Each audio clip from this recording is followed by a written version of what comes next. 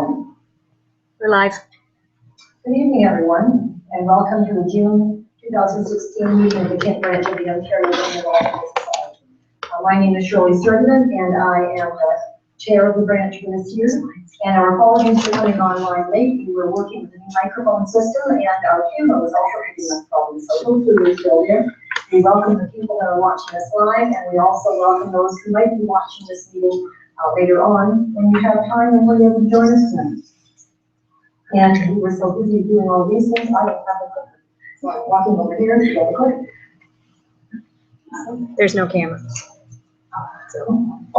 They tell me there's no camera anyway, so it doesn't matter. Nope, it doesn't matter. There. You have to clicker. I tried to do it so beautifully like I want. So now, I just want to remind people that our meetings are live streamed. So those of you who are new here this evening, if we have our camera working properly, and now we have our microphone sounding like it's in a tin can, but at least people can hear me.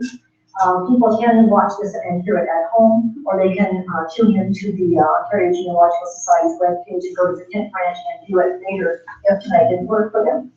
So our branch, the Kent branch of the Ontario Genealogical Society, is all about preserving and promoting family history. And we've been doing that as a society for over 50 years, and as a branch here locally for over 30 years. We have more than 30 branches and special interest groups all across Ontario, just like this one. And in Kent County, we do focus on family history research for our particular area here and offer mentoring and assistance to those who are researching their family lines. We have quarterly newsletters that members receive. We also have monthly meetings on the second Friday of the month. Now, just so that you know, this is our last meeting over the holidays. People do not often come in July and August, and so we don't have meetings. We wait until September to begin again. And those will be announced again to members and in the paper. So watch the media if you're not a member so you know when we're beginning, and you can join us then as well. And of course, we have quite a resource collection in our library, which is upstairs in the Chatham Public Library on Queen Street. And those of you who know the library a little bit notice that there's the Hugh Family History Room and our room, the Family History Library of the Kent branch of the Genealogical Society is just out as well. So feel welcome to drop in there. We are open Tuesday to Saturday from 1 to 5 p.m. volunteers permitting. And we've been fairly fortunate that we have our volunteers who are able to staff those hours. So we do have a website. If you haven't checked us out before, please consider doing so. And we also have a Facebook group. So we would encourage you to visit that and get involved in the dialogue that's happening there. And those are open to the public. So there is a members only page on our website page, but the rest is open to the public at large. And if you are thinking about joining, this is really a good time of the year. If you have not joined before, because the Ontario Genealogical Society, as we call it, OGS, has a partial year membership from June from June through to October, and you can join for $37 for that half a year and receive the magazines and the information from the society, and then you could join the branch as well if you chose to. So now we were at we were at conference. The OGS has a conference every year in May or June, and this year it was just this past weekend, Friday, Saturday, Sunday, and there were actually over 700 people, registrants at the conference, plus all of the volunteers and all of the people in the expo hall, which needs to be called Marketplace for upgrading everything now. And it was called On the Cutting Edge, and the speakers really were very terrific, talking about things on the cutting edge, whether it be technology, or the newest records that are available, or the newest ways of researching the DNA and using it and understanding it. All kinds of things were available. And thanks to our council here, I was actually awarded the citation of recognition, so I thank them for their nomination for that. And we have our own upcoming events as well as other upcoming events listed here that you might be interested in. The Essex branch meets at the meeting at the library, right? Down on the public library. In the Windsor Public Library, yes. And they are having a speaker from the British Home Child International Group there this coming month, on June 13th. On the 17th, our own group will have a table at the CK Senior Expo Hall and Achievement. And there will be achievement awards there, and I haven't announced what I want to make because our Linda Patterson, Linda, can you stand and wave at the back there? Yes, you have to stand up. Linda has been nominated for an award of achievement at the CK Senior Achievement Awards, and they're all going to be recognized and honored at the event in the Blenheim at the Seniors Fair on June 17th. As thanks for their commitment and dedication as volunteers. So we want to certainly recognize one of our own members, Linda Patterson, who was nominated for that. And the Kent Historical Society, from whom which group our speakers come this evening, are also having their meeting on the 21st of June. Donna Smith will be telling us about local poet Sarah Lett. And they meet at the Cultural Center in Studio 1, so we would certainly welcome you to attend there and meet with them to find out more about that particular poet in our area. Lots of historical things going on. And I won't read each of these, but each of them is extremely interesting and important, and you might want to avail yourself of those walks if you have not gone on them before. I'll just give you a second to read those. I suppose the people online can't read those, can they? Oh, we're live now. Yeah, just the camera's not working, but everything else is working. That's why the camera's not working. Good, I don't have to engage, I can tap dance on the side. So there are lots of things going on in Chatham, Kent to do with heritage and culture, and we encourage you, if you haven't been used to looking for those and participating, to try to make sure that you find opportunity to do that. Not only because it's great for you to grow as an historian, but also to support the groups that are sponsoring those. And our September meeting, which as I said will be our very next meeting, we'll be looking at interesting moments in genealogy. And we have, how many speakers? 5 that evening? 3 that evening who will be sharing their interest. You can tell I don't plan the programs. I just make sure they're being planned, and then I smile and walk away. But yeah, Cindy's been working on that, and we have 3 different speakers who will be talking about some of their interesting moments in genealogy, and I'll bet many of you have one of those moments that you could share as well. Maybe there will be some time for that. But I also want you to know that we're planning on celebrating some other special people that night, and we were going to keep it a surprise, but I know that it was advertised in an announcement that came out following the annual meeting at conference, and it will be coming out again this week, the e-weekly this weekend. And our council decided back in the spring to nominate some groups in our area who we felt really could be recognized with the award of merit. And the OGS members can nominate a branch or a special interest group or another organization for this award. And so it can be presented to an organization or institution whose contributions have been of benefit to the whole of the society by digitizing and or preserving a group of documents of interest to researchers outside their geographic area. So that would be researchers outside of Chatham County, as well as within. Making their records available online, creating a finding aid and or index and to a large group of records of interest to researchers outside our area, or some other reason. Or it might be a new library or museum offering information of interest to researchers outside our area again. And so we felt that we would like to nominate, and the following people were actually received for this award of merit by the Ontario Genealogical Society: the Gathering Our Heroes Project, which involved Jerry Hine, the Kent Regiment chapter of the Independent Order of the Daughters of the Empire, with Garna Argenti president, and the Chatham Kent Museum with Stephanie Saunders as the curator. And the second nomination that we submitted was also received, and that was for the Chatham Kent Public Library Digital Collection, with Tanya Sharp as the CEO. So we have contacted those people so that they know that they were nominated. These certificates were presented to us at the conference to bring back to present to them in our home area.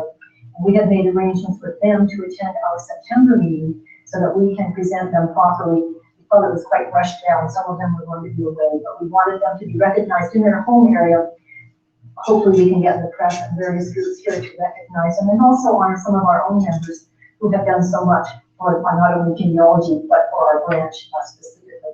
So watch for those events coming up then in September.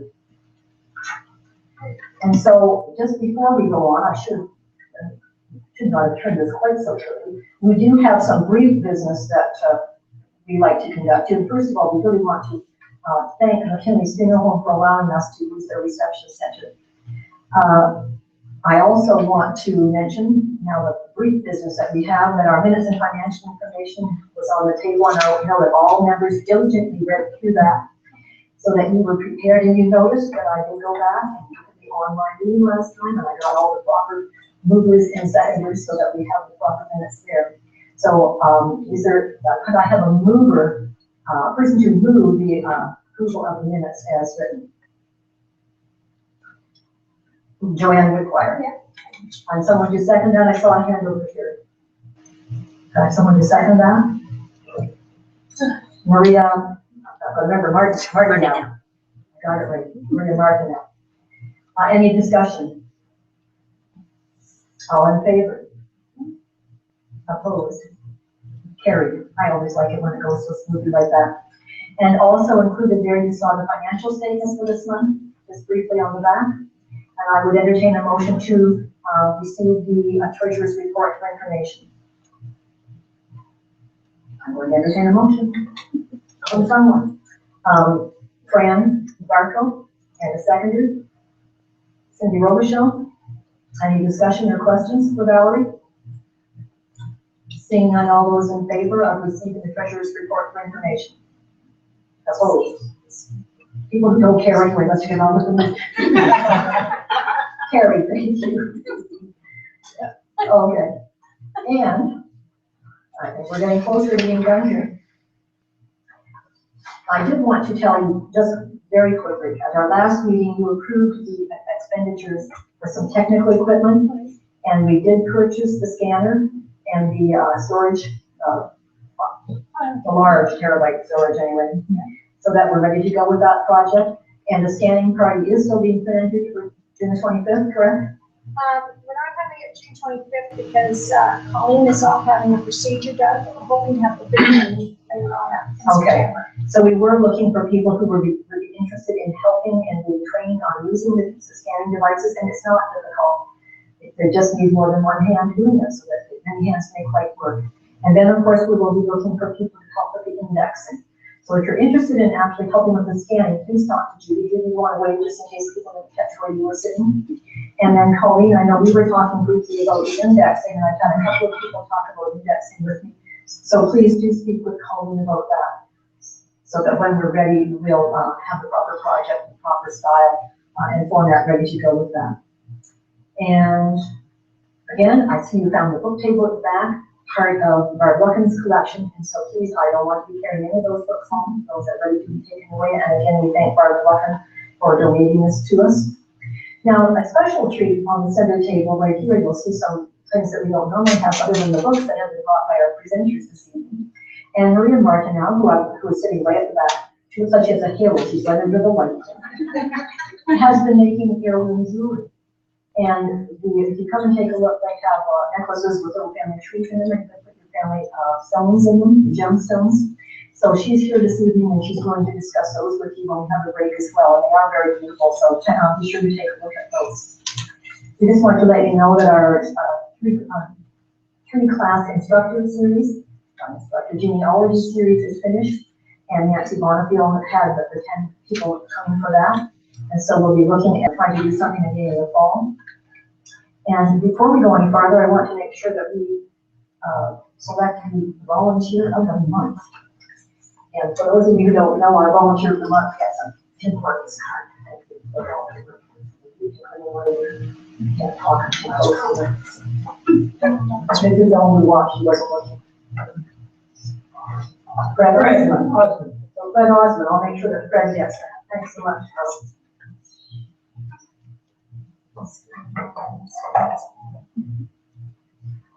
And just the last announcement, we're working on, in fact, our webmaster, Jill, thought that she might have it done for this evening, but we're working on, again, getting accommodation discounts for people who are coming to do research in Chatham, Kent. And so you'll see on our webpage in the next few days an update as to which hotels and which bed and breakfasts are going to be offering 10% discounts to OGS members who come to our area. So we're working in conjunction with Tourism Chatham Kent and the different hoteliers, and our publicity person Linda Patterson is responsible for that. But again, if people are coming for genealogy and history research, they will just be showing proof of membership to the hoteliers, and then they will receive a 10% discount. So do watch for the updates. We've got lots of other kinds of projects that will be on the go over the summer, and we'll try and keep you updated with newsletters and possible to emails. With any email, if you don't want to read it, you just hit the delete button. But if you want to know what's going on, we'll try and keep you up to date. So with that, unless there's any other business, does anyone else have anything they wish to add? Then it's my pleasure to introduce our speakers this evening. Lisa and Jim Gilbert are going to be talking about interesting people that your ancestors may have known that they lived in this area back in the day. Lisa and Jim are retired teachers. It's simpatico. I was called Dragon Lady. I didn't ask them what their names were. And they have worked in the heritage, industry, the heritage organizations, not-for-profit groups in the community for many years on the heritage boards. They are involved all the time with the Historical Society. They have written books. They are well-known journal article writers, I guess is the word I'm looking for, columnists, thank you, in the newspapers. So those of you who know them, you know how much they know about the history of this area. And those of you who don't are in for a real treat. So we welcome Jim and Lisa, and they're going to try and share this microphone, so I'm going to mute. And I'll turn this over to Jim and Lisa.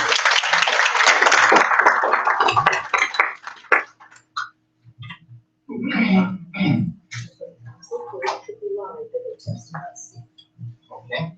All right. Is it on? Can you hear me? Nod your head one way or the other. You can't hear me go this way. You can't hear me go this way. Okay, that's good. And that one right. Okay. Well, it's a pleasure to be here, of course. I mean, you're just another part of the historical cult, so that we're all part of, thank God. And we certainly want to make sure that that cult continues and grows, as I know you do at Kent Historical Society. This is something we've been working on. And yes, we have been doing it for a long time. And through those years, I know I've met many of you, some even as a student, and then with Linda back there. Linda, don't worry. What happened at Tecumseh High School stays at Tecumseh High School. So I've known Linda since high school. We had a lot of great experiences at Tecumseh High School, which is now Tecumseh Public School. But over the years, and really, I got involved in history because of that girl there. Oh yeah, Lisa, sorry. I got involved because when I first met Lisa, I was sort of interested in history. I spent a lot of time with my grandparents on the River Road in Dover, and they gave me all sorts of history. So I grew up kind of liking history, but I didn't realize that it was local history. And then I met Lisa, and she said, I really want to join the Kent Historical Society. This is when they met in the basement of the Milner House, which wasn't Milner House then. Well, yeah, I guess it was, but it was the museum. As many of you, if you're a little older, you'll remember, the museum was in the Milner House. And so I said, oh, come on, I don't want to go. There's nothing but old people there. It's so boring. Oh, come on, Lisa. Can't we do something a little more exciting? And so she kept bugging me and bugging me. And I went. And the rest is history. I got involved and I gradually got into it, and I thought it was interesting, and that there were other people that I knew who were members, and all of a sudden I started putting together my past and my experiences, and I got interested into it. And so it's just like a drug, right? You get involved in your family history, and I've been involved sort of in my family history, but local history, and you get addicted to it. And it's a wonderful addiction. And I hope we never lose that addiction. I hope, I hope the younger people, I'm trying to indoctrinate my son and grandson right now into it, and I hope that there are younger ones that come and take our place. Because, geez, Gordie Howe died today, so we aren't going to live forever either. And then Muhammad Ali died last week, so come on.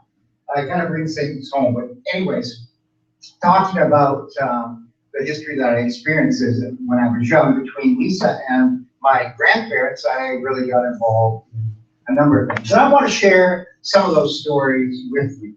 One of them takes place on the River Road. Interesting people, the ancestors may have known. Alex Reed. He was brought to my attention by my grandmother. He was I'll just go with me. He was born in 1863 in Dover Township. He operated a ferry between Dover and Raleigh Townships. This was before the Prairie Siding Bridge, at about the exact spot where the old Prairie Siding Bridge was. Remember the old Prairie Siding Bridge? You had to wait because it was just one lane, basically going one way or the other. And anyways, I used to throw firecrackers off the middle of that bridge and just hit it, just so it hit the water, then it would explode. Oh, that made my day. Now, the other kids who were much braver, I was a wimp, I still am. The other kids who were much braver would jump off the Prairie Siding Bridge. I put my feet in the water, and that was about it. So he operated that ferry between 1916 to 1925 because the first Prairie Siding Bridge was built in 1924. He stopped working when the first bridge was built at Prairie Siding, and he was on call at all times. He had 14 children of his own. So he was a good Catholic French Canadian. And he was noted for his unfailing courtesy in obliging wayfarers who wished to take advantage of the ferry. And that's one of the quotes that they used to describe him. Because when he retired, there was a tribute dinner and dance. And at that supper, they said, well, look, Alex, you served faithfully all these years. We're going to put you in caretaker of the new bridge. And so they had a supper for him, and they gave him a medal, and there was all sorts of speeches about him, thanking him for all the service and recalling stories, because he would take the kids. Well, I'll show you. At that time, the township gave him a gold medal, and I love this. This is so Chatham thing. You gotta love this. And said that, well, look, Alex, if you serve another 10 years, you just might get a pension. Unfortunately, he didn't live to 10 years, and of course, Chatham or Dover Township didn't have to give him a pension, so everybody was happy. He died December 18th, 1941. He's buried in St. Anthony's Cemetery. But this is the picture I really want to show you. And oh, look! I want you to look at that arm right there. Yes. He only had one arm. That's the great story. Now remember, this isn't a ferry where you turn on the motor and go across. It was a pole ferry, and he had only one arm. Can you imagine how strong that arm was? Because he'd do it several times a day. Now this is a picture of taking some kids from the Raleigh side, I believe, over to the Dover side, because they went to SS number 5. School. That's where my mother and my aunt met. And so he's taking kids across in the morning. And some of you, I don't know if you know, this teacher, that's Miss Antioch, or Anteo. We called it Antioch.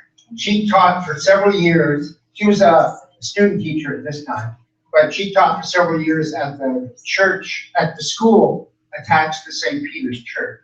She taught for many years. She was a friend of Adam, but this is when she was very young. But I just love the fact that Alex Reed, who he got divorced after they had 14 children. I don't know how you do that. That's maybe his kids. Maybe they're trying school kids. Maybe that's just his kids. I never thought about that.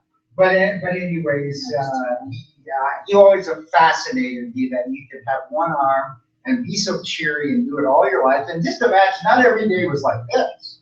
The Thames isn't very wide, but it does get pretty rough. There must have been some days when he had a headwind one way or the other. That must have been a tough goal. So that's how we want to start off with. Lisa's going to do the females, and I'm going to do the males. Can you get any more traditional than that? So she's, you stepped in front of me. Sorry.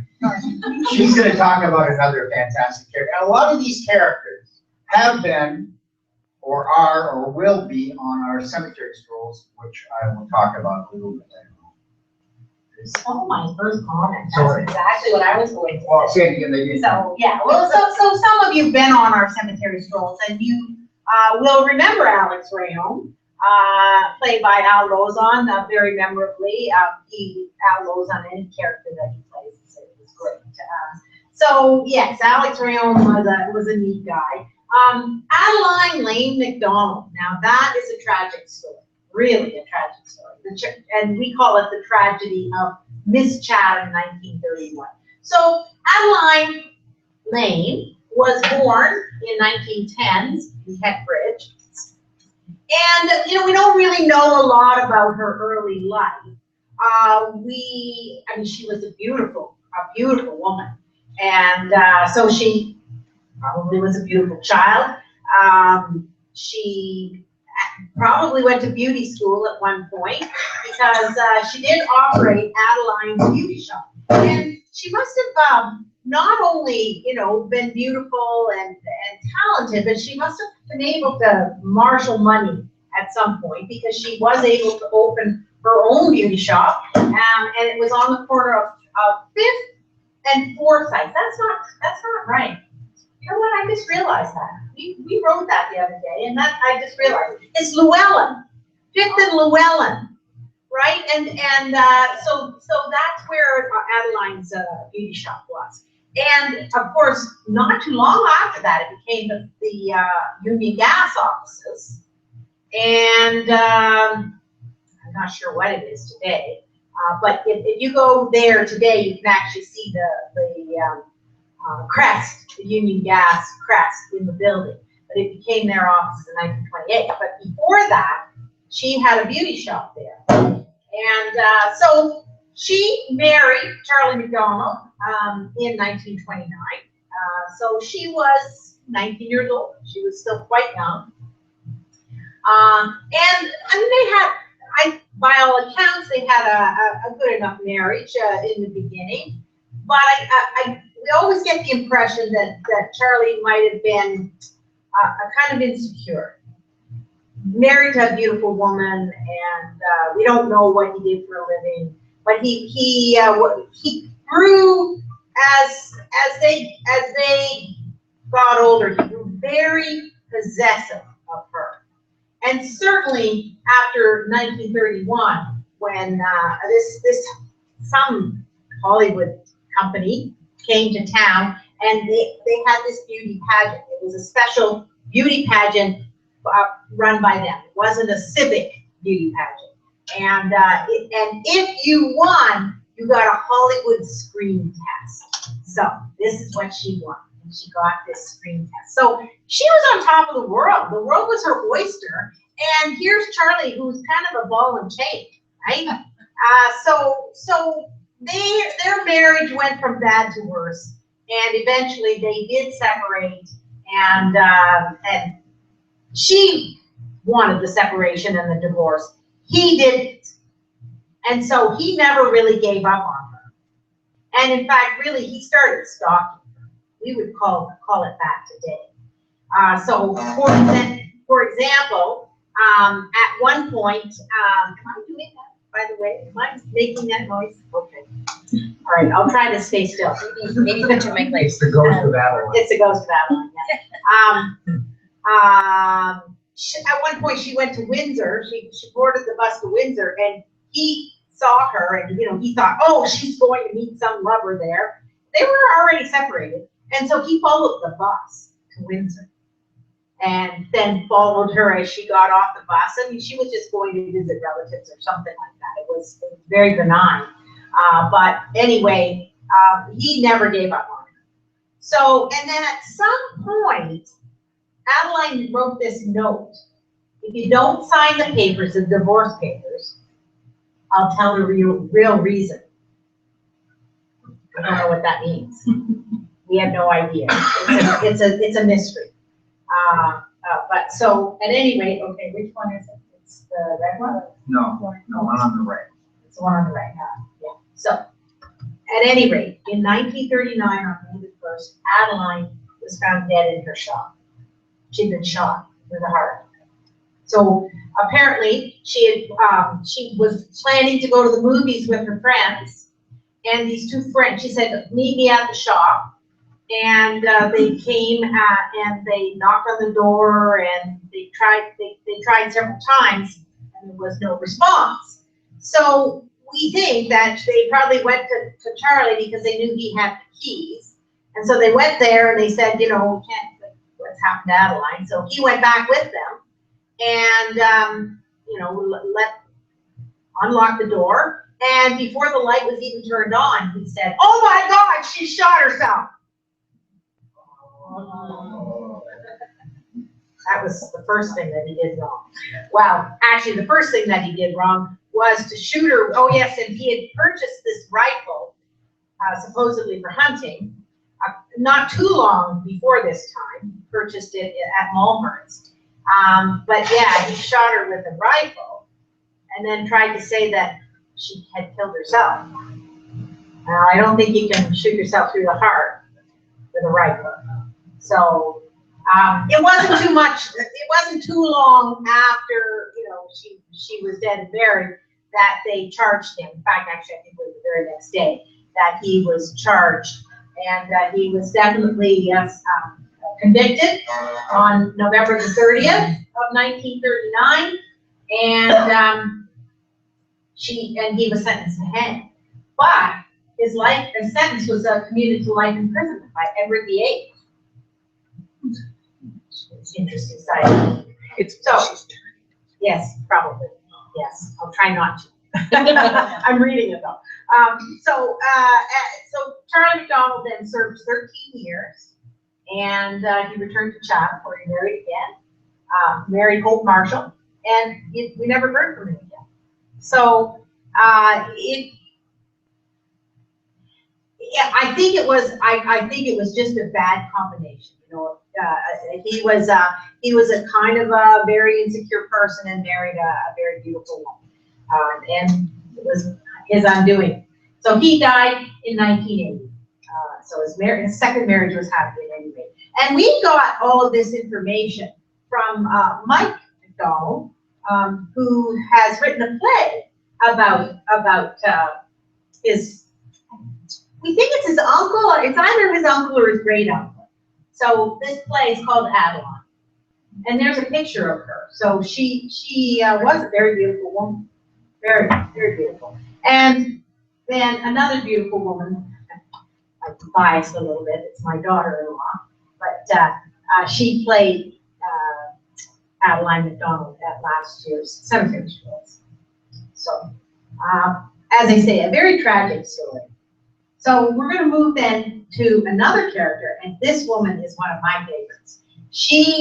We have never done her with the Cemetery Scrolls because we can't really place her in the cemetery. You know, we try to have people who are either buried in the cemetery or have a reason to be there. So we're going to have to concoct a reason to get her there, because this is Sally Ainse. And I really think there should be a Hollywood movie about Sally Ainse, because she was just a fabulous person. So she was born in 1728 along the banks of the Susquehanna River in present-day New York, and she was an Oneida princess. Let's say her father was a chief, anyway, and so she was royalty of sorts. And she married Andrew Montour in 1745, so she was like 17 years old when she married him. And Andrew Montour was royalty of another sort. He was half native and half French. His mother was named Madame Montour. She had she was a very prominent person as well. So she was married. They had a happy marriage. They had 3 children in 9 years. But in the spring of 1754, it's very interesting actually. George Washington was a very young 18-year-old, I think, something like that, surveyor. And he was in the employ of the Virginia Company, I should say. And he was in Pennsylvania. And even then it was the Commonwealth of Pennsylvania. So he shouldn't really have been there, but, and he was given strict orders not to get into any kind of infraction with the French. And he did. And a French officer was killed. And then, of course, the French came after him. He built, he's the head of this group, and Andrew Montour is the Indian interpreter. He's the head Indian agent, sort of, with this group. They built this fort called Fort Necessity, which was just southeast, yes, of Pittsburgh. And the French came, and they fought this battle on July the 4th, 1754. Now, remember, this is before any French, any American Revolution or anything, but that's when it was. And so Sally was with her husband, and there were a number of other Native women who were with their men. And they actually built this fort. I can't remember exactly when, but it was earlier in the spring, anyway. And they waited, and they waited, and they waited, and they waited for the French to show up. In the meantime, they were going to plant their crops, and remember, it's the women who do that. So finally, Sally led the women in a rebellion, and they went up and they basically ritually divorced their men. They said, if you don't come home now with us, and so that we can plant the crops, then we're leaving. So of course, all the other natives actually left, and so when the battle actually happened, that's one of the reasons why George Washington lost that battle, because the natives weren't there. But Andrew, because he was in the employ of the government, stayed, and as a result, they divorced, and she lost her children. She lost all 3 of her children. They became wards of the Commonwealth of Pennsylvania. But she was pregnant, so she never told. I mean, I don't even know if she knew at the time, but she left then.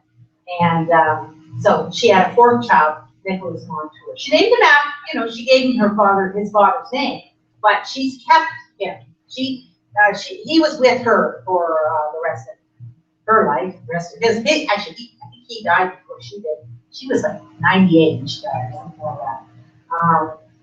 So Nicholas Montour. So at this point, she becomes an independent fur trader and an interpreter. So she moved to Fort Stanwix, which is north and a little bit east of Pittsburgh. And she also got involved in doing some work for Joseph Brant during the Revolutionary War. Eventually, she moved to Detroit, and she had quite a large trading post next to Gregor McGregor, who happens to be John McGregor's uncle. She also had a trading post at Fort Michilimackinac, and because she knew the language and because she was a full-blooded native herself, she always was able to find out when the fur trade flotillas were coming in, and she'd go out and meet them and get all the best furs. So she became fabulously wealthy, and she bought her son a partnership in the Northwest Company.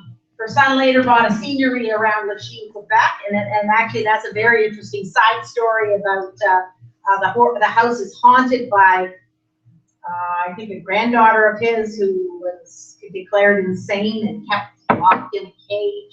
And anyway, I want to go there sometime and see if I can find it, because apparently it does still exist. So Sally herself then, in about 1780, she decided, at this point, she was born in 1728, so you do the math, she's ready to settle down. And so she bought this land for $250 New York currency. Now, New York currency at the time was the gold standard.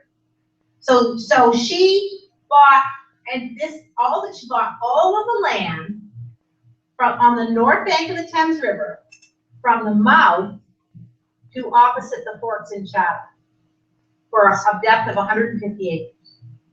Imagine that. Imagine that land. Think about that land today. Yeah. She bought it, and then so she retired.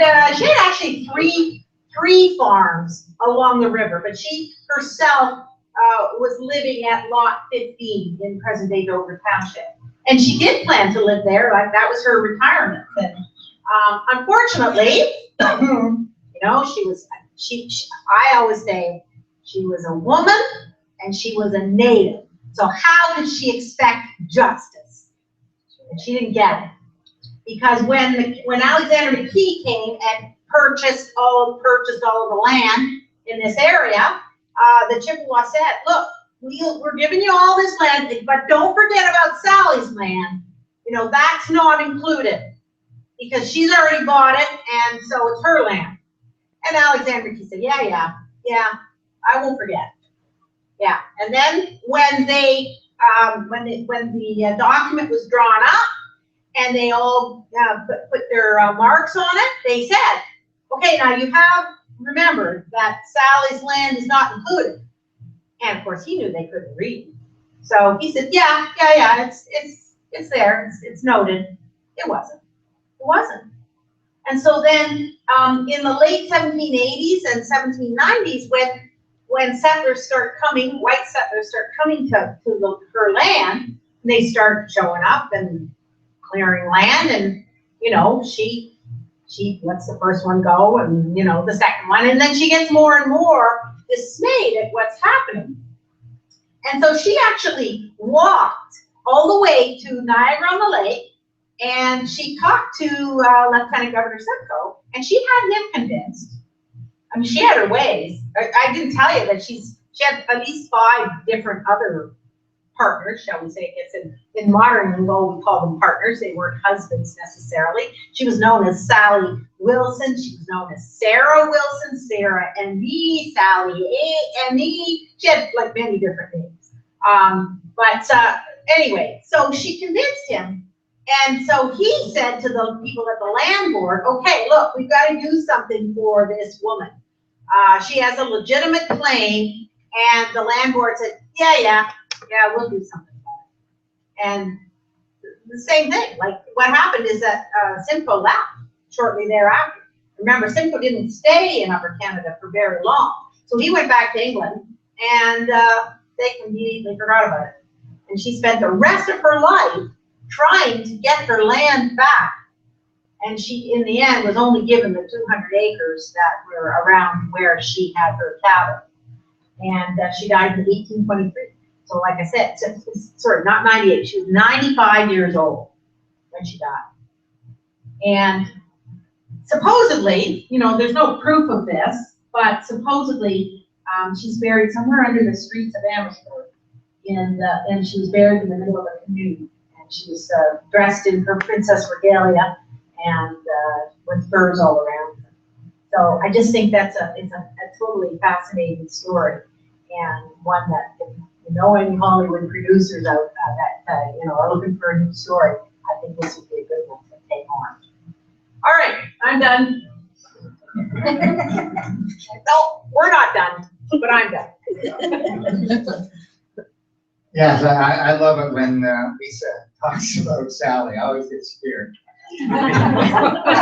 Because she gets herself worked up and against men. And of course, when she comes home, I'm the guy. We did a bus tour for a group from London a week or so ago, and I made the big mistake of asking Lisa to play Sally, so we met her out at where Sally lived. Yeah, I knew about her when I got home. It takes Lisa a while to work herself out of Sally. It's a wonderful job. Also, Sally was the first, she was the first person to have a slave. Oh, yeah. She brought a slave with her on the River Road. If you know the River Road at all, this is River Road Dover. Oh, yeah, you forgot the pictures. You see, he gets so excited. That's the cabin that maybe Sally lived in. That's on Joseph Zook's farm. He's moved it from the river and moved it back. It's a lovely little spot, and he says that's Sally's, and it could be. I'm not saying it's not. If it's not, it looks a lot like the cabin Sally would have had. This is where Sally's cabin was, right on the river. If you know where St. Thomas Church, you know where St. Thomas Church? Just a little west of that, on the left-hand side, there's these fantastic homes there. It used to be Garner Perry's farm, and now it's populated by huge homes, and that's where Sally was. What were you going to say? Oh, yeah. Yeah, she was a slave, yeah. The last person we're going to talk about is one of my favorites. We had him for a couple of years on our cemetery strolls, and he's just a fascinating character. He was a minister, okay? And I don't know what happened to him. I'll let you decide what you think, what happened to him. He was born in 1850 in England, Irish parents, and he graduated as an Anglican minister at 21 years of age. Sharp guy, nice guy, a very good speaker, very passionate. He came to Chatham in 1878 as a pastor of, this is a quote, the large, wealthy, influential congregation of Christ Church. Any members of Christ Church? This one, a couple, okay. Well, October 1884, he married Matilda Elliott in Stratford, Ontario. He met her through a friend of his. And they had a son, George, who was born April 1886.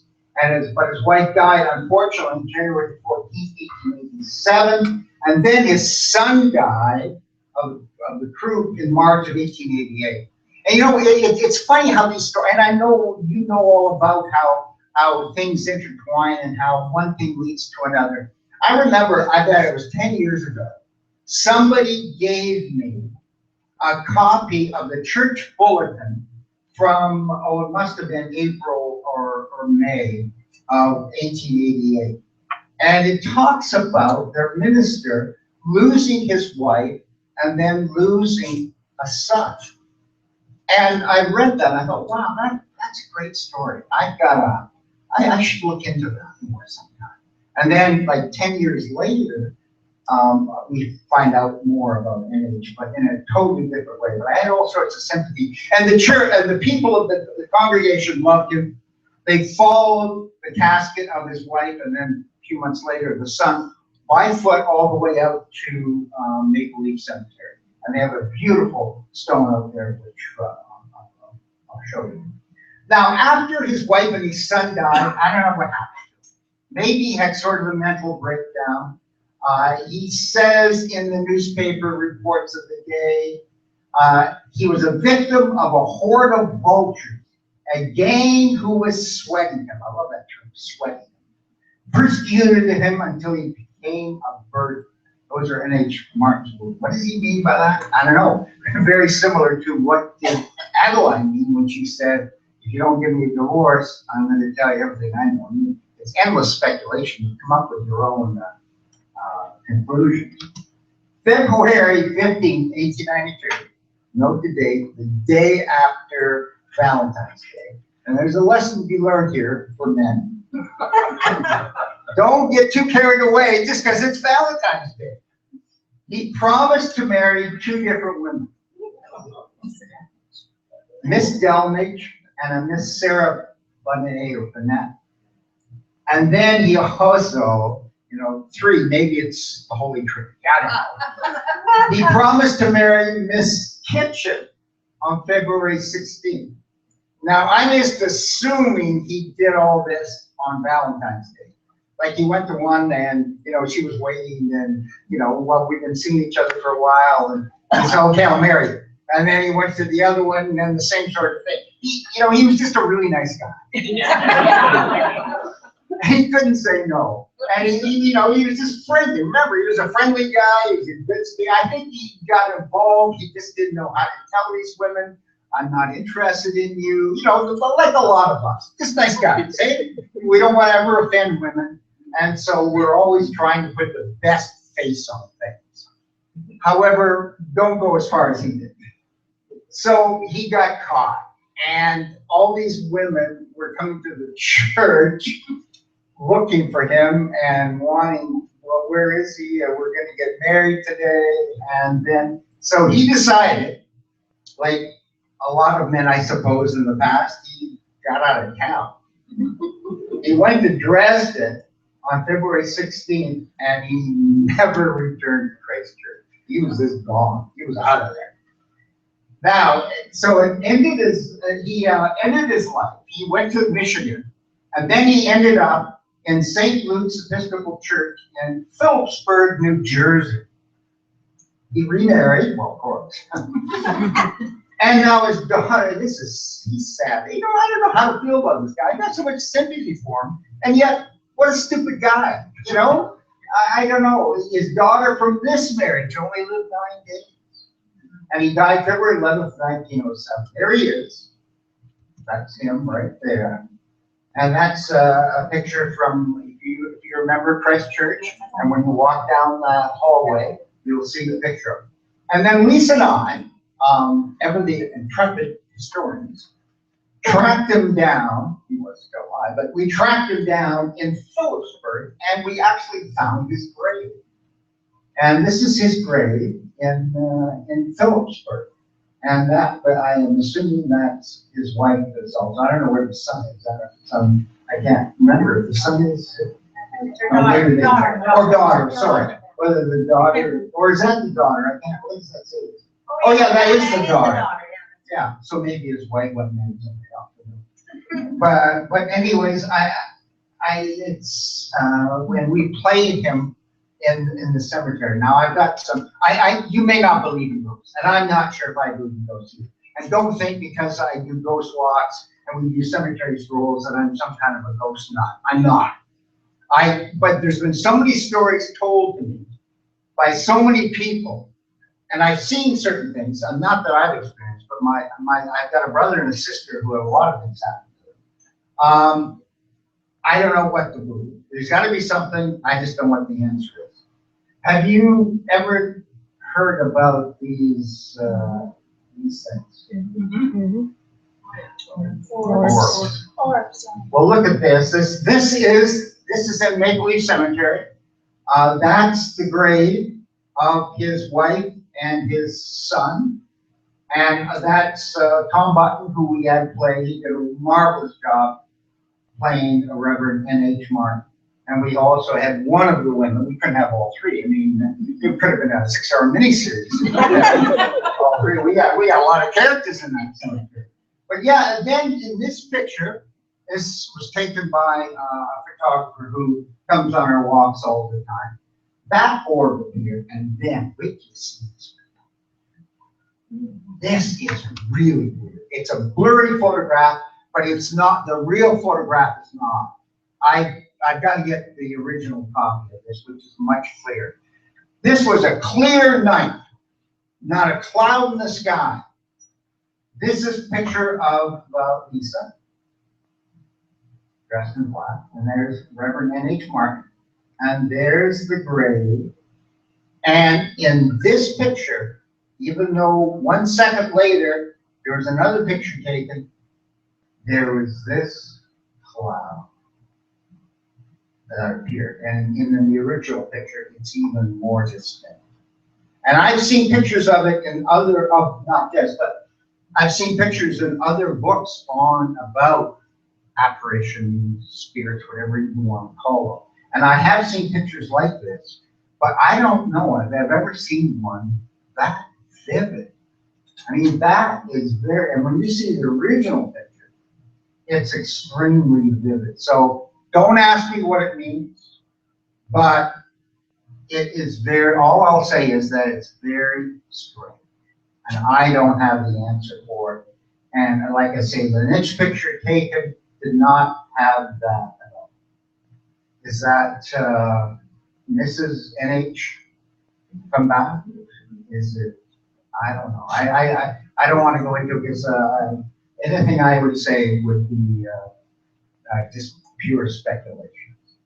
So that gives you a few of the characters that over the years we've come to know and like and get involved with. You know, and I know as you found out too, there's just so many stories about people that unless we bring them out, and this is what Lisa and I have done all our lives.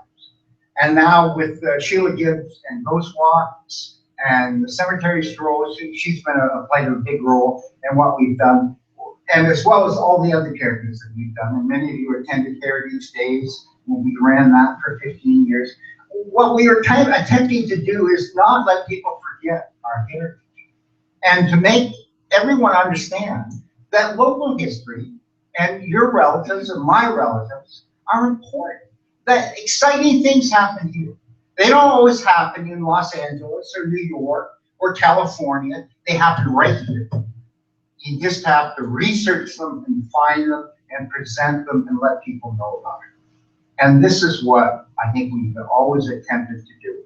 And yeah, it wasn't easy a lot of times. And a lot of times we just want to say, forget it. This is too much work. We had full-time jobs and we did things in drama at school.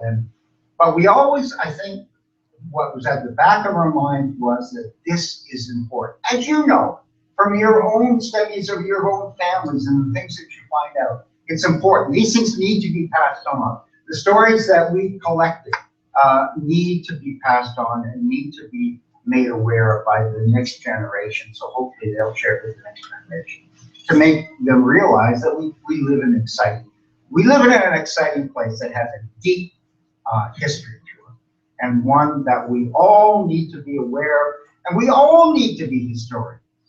And I think that's the reason why. And I know I'm preaching to the choir. I'm just like Lisa. I get carried away too much. Here she's coming probably to say that. No, I want to make sure and add that, this is just 4 people and we just picked them, right? There are hundreds and hundreds more, as I'm sure you know. And I think you would find that in any community. If you start digging, there's so many fascinating stories. That we could do cemetery strolls, spirit walks forever and never run out of characters. I'm just going to give you a little teaser. We've got pamphlets there about our ghost walks that we do in the summertime. We leave from Retro Suites on the last Friday of each month. Our next one is June 24th.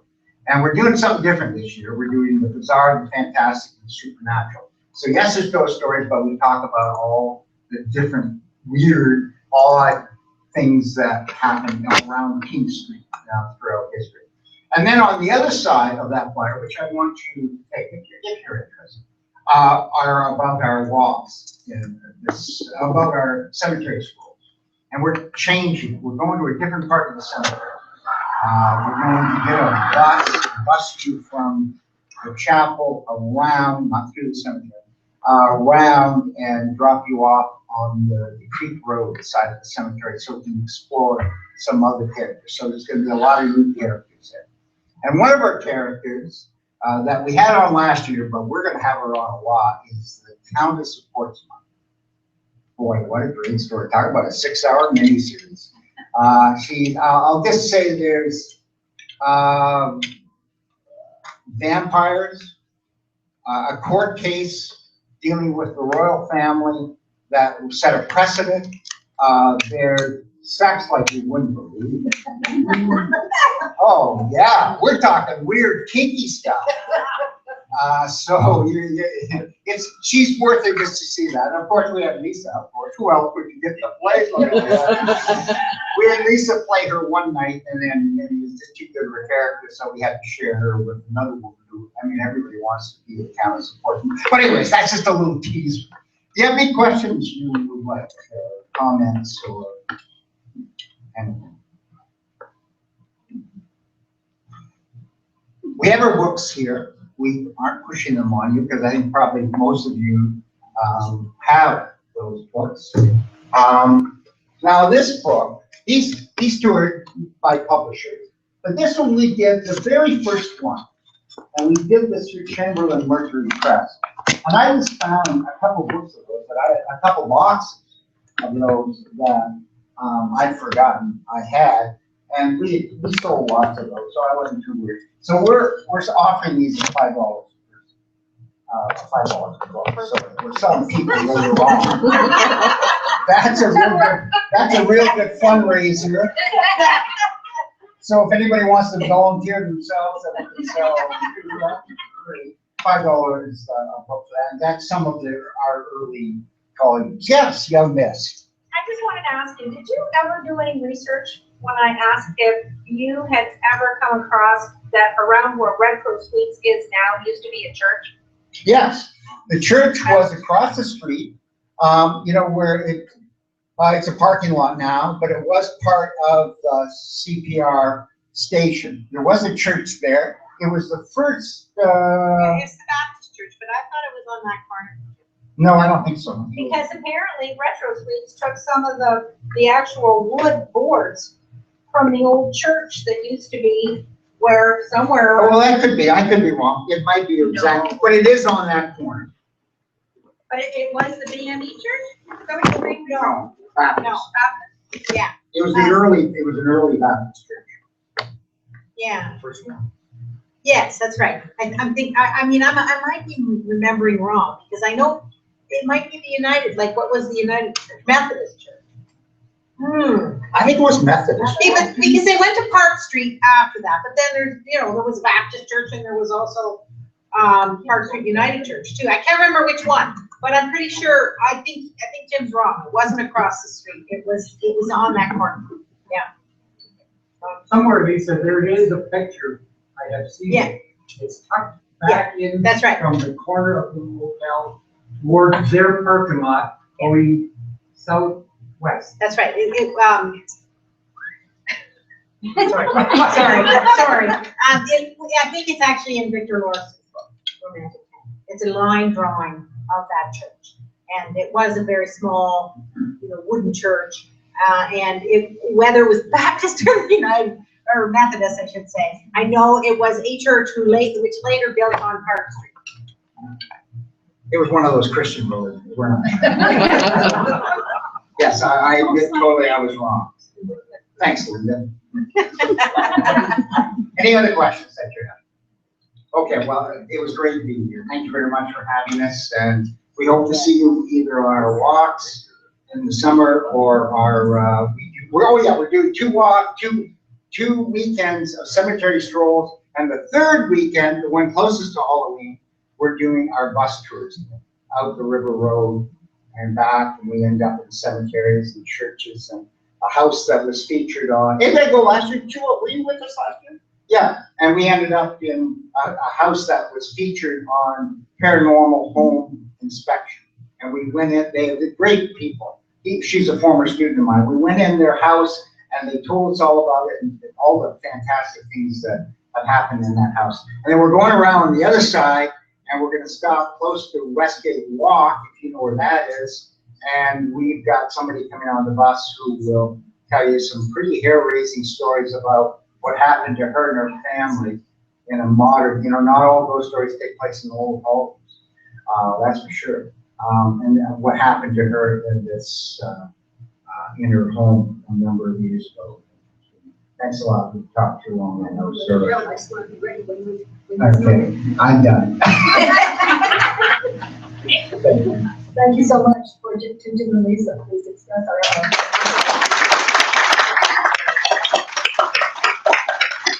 This microphone works very well for them. Can you imagine everybody out there? That's great. They can't hear me. I am using my teacher voice. Obviously, my teacher voice is different than yours.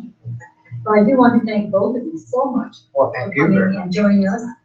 We always appreciate your talk, and this is why we do family history, not genealogy, isn't it? There's a lot between that birth and death date, and so many different people that they meet along the way. Perhaps it was these characters in our particular area, perhaps those people came from somewhere else and had other interesting characters, but there's lots of interesting happenings in their lives along the way. So again, thanks for joining us. Thanks very much for having us. Thank you.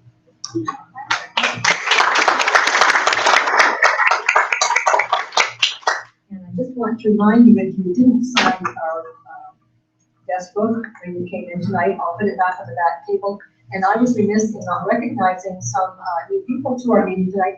I know Ross Sennett came in, and Ross is new to our meeting over here. He's not involved in genealogy yet, but we may have gotten his book tonight. But it's always interesting, isn't it, Ross, to hear these stories about people from our own area. I know I was doing research from someone in California, and the person we were researching was here. And you know the little rubble cup cannon that's outside the museum downtown?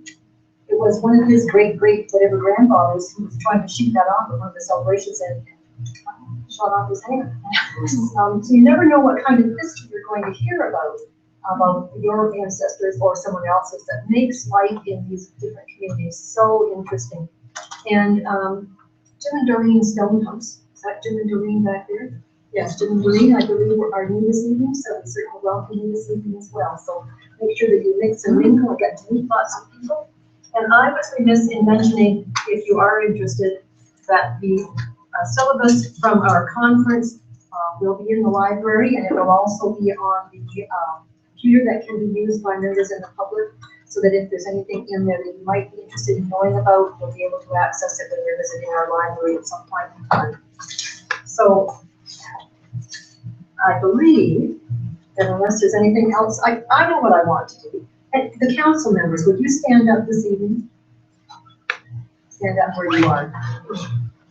These are the council members, and I know Jill is not with us tonight, but these are the people who are trying to make decisions on your behalf, and working so hard on your behalf and making sure the meetings are ready, that finances are taken care of, that we're publicized throughout the community, that our publications are delivered. Valerie's handling research requests as they come in. These things are going on and on and on and on each month, and they're always happening behind the scenes. But I want to recognize these people too before we break for the summer, because they've been working very hard on your behalf. So.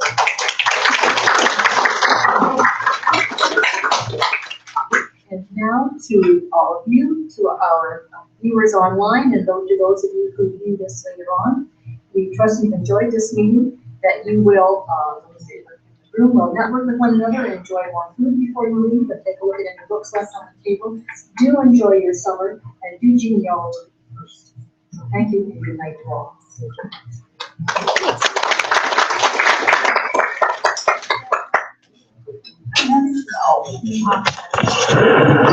Don't forget to take a look at some of these books and Maria's networks.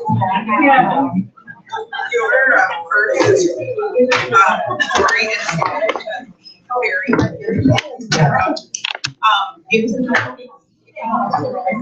Okay.